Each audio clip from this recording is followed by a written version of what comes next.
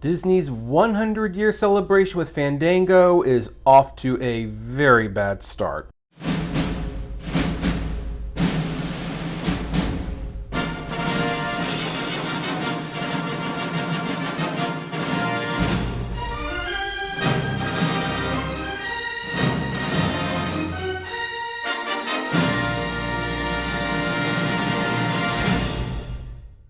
Hey everyone, this is Kevin T. Rodriguez, film critic of iCritic.net, and let's talk about a Fandango event that is coming up that honestly should feel like it's more of a cause for celebration than it is. So as you may or may not be aware, Disney is currently celebrating 100 years of Disney, and they've gone out pretty far with this. They've got the theme parks all dolled up. They've been re-releasing their Blu-rays of movies with new 100-year anniversary edition covers, some of them steelbook. And Disney has just been letting you know, like, yeah, hey, we've been around for 100 years. And that's going to extend to the theaters. Not only have you probably seen the Disney 100 logo if you went to see movies like The Little Mermaid this year, they will also be re-releasing many of their classic films in theaters. Now, I'm going to put a picture up here while I look to the side, and those movies are going to be Pirates of the Caribbean, The Curse of the Black Pearl, Toy Story, Frozen, Beauty and the Beast, The Incredibles, Coco, The Lion King, and Moana.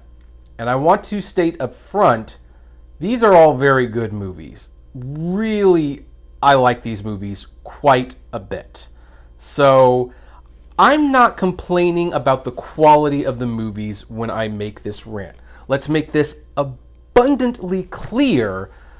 These are all good movies. These are all movies that definitely deserve to be in the Disney 100 celebration.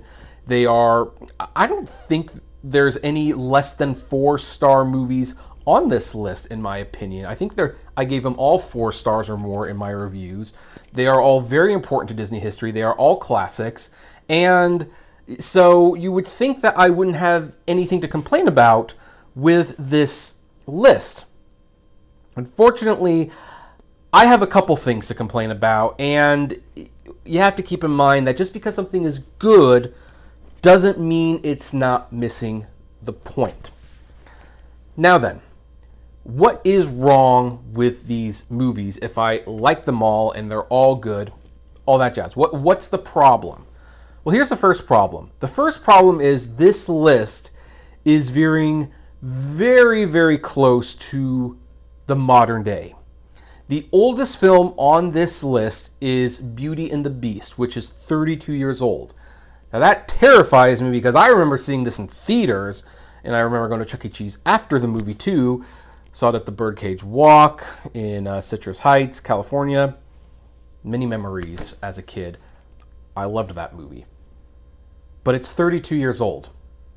The celebration is Disney 100. Surely Disney can go back farther than 32 years for important films. One film that I think is notably missing from this whole lineup is Snow White and the Seven Dwarfs, the first full-length animated motion picture of all time. Why isn't that in this list? 32, 28? It's pretty old. Yeah, Snow White and the Seven Dwarfs, very first animated feature. Where is it? It's not here. What about Pinocchio? You know, their famous song, When You Wish Upon a Star, their first Oscar win in a competitive category, I believe. It's not here. What about Fantasia?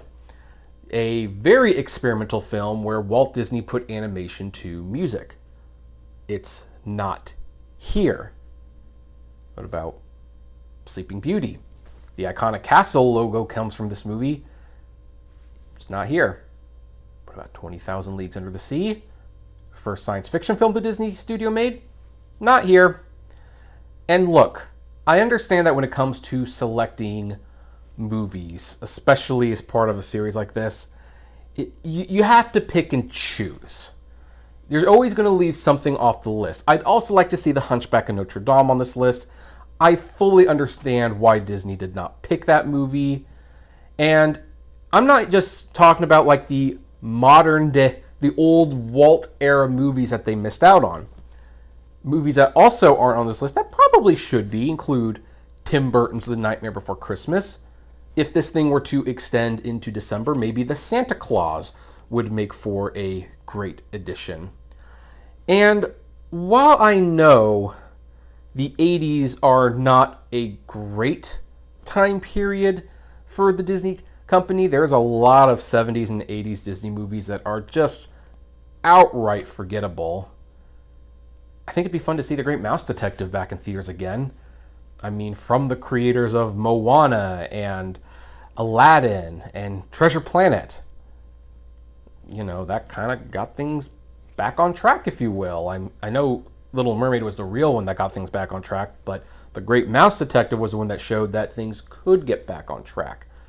So that would also be a nice one. Now, of course, again, it's all slicey and dicey, but if I were to look at this list and I were to remove a few of them, first of all, Pirates of the Caribbean stays, Toy Story stays, Frozen stays, Beauty and the Beast stays, The Lion King stays. I would remove The Incredibles, Coco, and Moana. And I would personally replace them with Snow White and the Seven Dwarfs, 20,000 Leagues Under the Sea. And what would my third pick be? I'd probably pick Sleeping Beauty. I think these all contributed greatly to the studio. Some of them have not been seen in theaters for a very long time, and so I think that would be great. Now, here's the thing. There is a narrative going around that Disney is doing this because Bob Iger is biased towards the newer films. First of all, that's not true. Bob Iger did not sit down and personally select these films.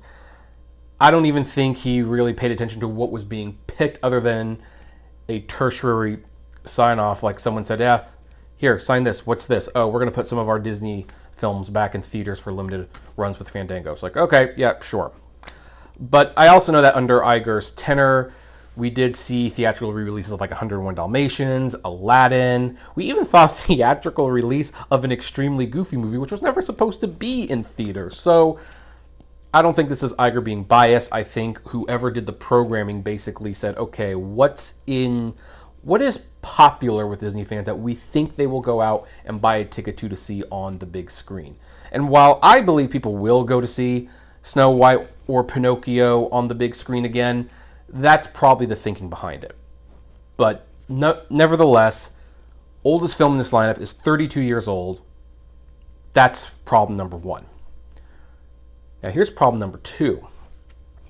There is no rhyme or reason for the timeline. If you're going to be doing like a 100-year celebration, you really need to think fun to show the progress of Disney. And so you start with the oldest film first, and then you go to the newest film. So right now, the first film that's going to be done is Pirates of the Caribbean, The Curse of the Black Pearl.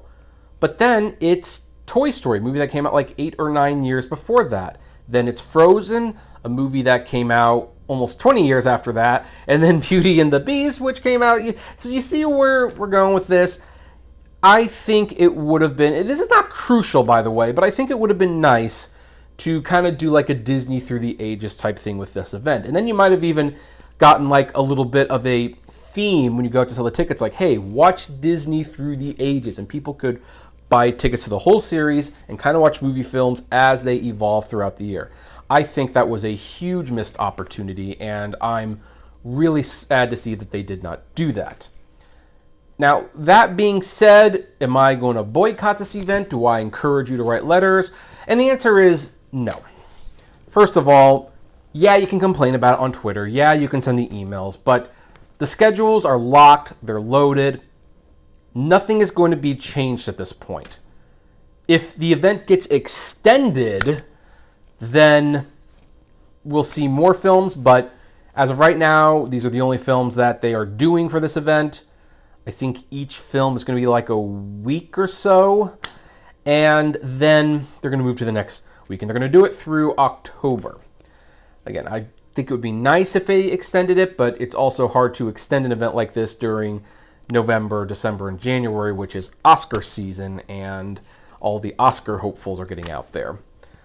So writing letters and tweeting about it is not going to do any good. But here's the bigger picture. As disappointing as it is, and I am disappointed that some of the Walt era stuff is, well, actually not some, all of the Walt era stuff has been completely ignored, as well as some significant achievements in the history. I don't think Coco is nearly important enough to Disney's, legacy to be worth including in here. But here's the thing. These are all good movies. Some of them I have not seen in theaters for a very, very long time. And ultimately, that's not a bad thing. I mean, I will buy my tickets for some of these. I might even buy tickets to all of them for all I know, just to re-experience them in theaters the way that they are supposed to be seen. And that is not a bad thing. And this becoming a success would only encourage Disney to do more events like this. Maybe if it becomes an unexpected success, maybe they will extend the program. Maybe it will continue into the next year. Who knows? I know it's disappointing, and I've definitely got mixed feelings about this whole setup, but at the end of the day, these are not bad movies. It's going to be fun to see them in theaters again.